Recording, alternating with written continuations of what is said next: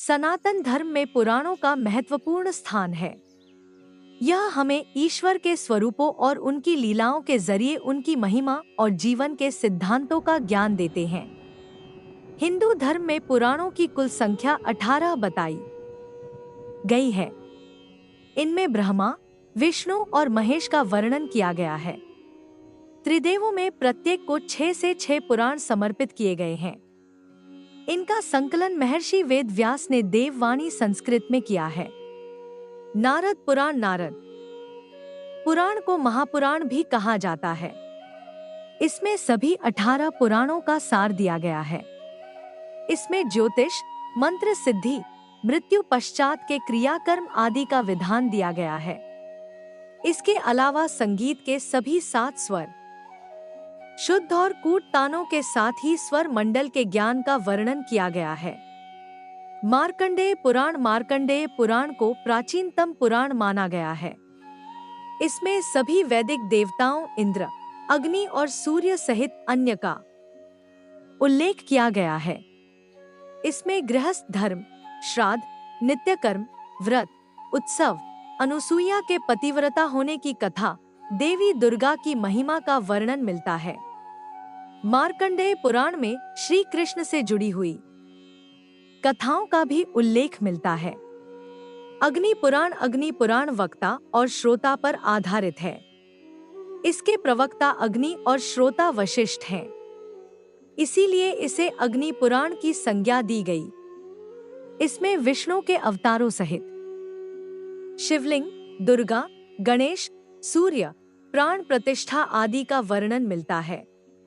इसके अलावा इसमें भूगोल, गणित, ज्योतिष, विवाह, मृत्यु, शकुन विद्या, वास्तु विद्या, दिनचर्या, नीति शास्त्र, युद्ध विद्या, धर्म शास्त्र, छंद, काव्य, व्याकरण और आयुर्वेद का महासागर है यह पुराण।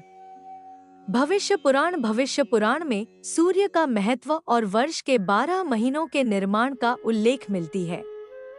इस पुराण में सांपों की पहचान, विष और विषदंश की संपूर्ण जानकारी दी गई है। इस पुराण में राजवंशों के अतिरिक्त भविष्य में आने वाले नंद वंशों, मौर्य वंशों, मुगल वंश, छत्रपति शिवाजी और महारानी विक्टोरिया का वर्णन मिलता है। साथ ही विक्रम बेताल और बेताल पच्चीसी की कथाएं भी इसी का हिस्सा हैं। ब्रह्मवैवर्त पुराण को वेदमार्ग 10वां पुराण माना गया है। इसमें भगवान श्री कृष्ण की लीलाओं, श्री राधा रानी की गोलोक लीला, अवतार लीला, देवताओं की महिमा, उनकी साधना और उपासना का वर्णन किया गया है। इस पुराण में श्री कृष्ण को ही सृष्टि का कारण बताया गया है। इसमें भी आयुर्वेद संबंधी जानकारियों का उल्लेख मिलता है। लिंग पुराण को विशिष्ट पुराण की संज्ञा दी गई है। इसमें शिव के 28 अवतारों का संपूर्ण वर्णन मिलता है। 2 भागों में विभक्त इस पुराण को सुनने से मनुष्य के सभी पाप अपने आप नष्ट हो जाते हैं। जीव जीवन मरण के भय से मुक्त होकर शिव में लीन हो जाता है। इसमें लिंगोद्भव और रुद्रावतार की भी कथा मिलती है। कहते हैं इस पुराण का श्रवण करने से मृत्यु के समय कष्ट नहीं भोगना पड़ता और शिवधाम की प्राप्ति होती है। वराह पुराण भगवान विष्णु के वराह अवतार पर ही वराह पुराण रचा गया। इसमें भगवान के वराह रूप में अवतरित होने संबंधी सभी कथाओं का वर्णन मिलता है। इसे सुनने से जीवन के सभी कष्टों का निवारण होता है। इसके अलावा भगवद गीता का भी इसमें उल्लेख किया गया है। वराह पुराण में श्राद्ध पद्धति, सूर्य के उत्तरायण, दक्षिणायन, अमावस्या और पूर्णमासी का उल्लेख मिलता है। स्कंद पुराण शिव जी के बड़े पुत्र कार्तिकेय के नाम पर लिखा गया है। उनका ही नाम स्कंद है। इसका अर्थ होता है विनाश या क्षरण। कार्तिकेय जी को भी संहारक शस्त्र और शक्ति के रूप में जाना जाता है। इसमें 27 नक्षत्रों, 18 नदियों, भारत के 12 ज्योतिर्लिंगों, गंगा अवतरण सहित पर्वत श्रृंखलाओं का उल्लेख मिलता है। इसमें कन्याकुमारी मंदिर के साथ सोमदेव, तारा, उनके पुत्र बुध ग्रह की उत्पत्ति की कथा मिलती है। वामन पुराण श्री हरि विष्णु के वामन अवतार पर आधारित है। इसमें वामन अवतार, शिवलिंग पूजा, गणेश, स्कंद आख्यान, शिव पार्वती की कथा का उल्लेख मिलता है।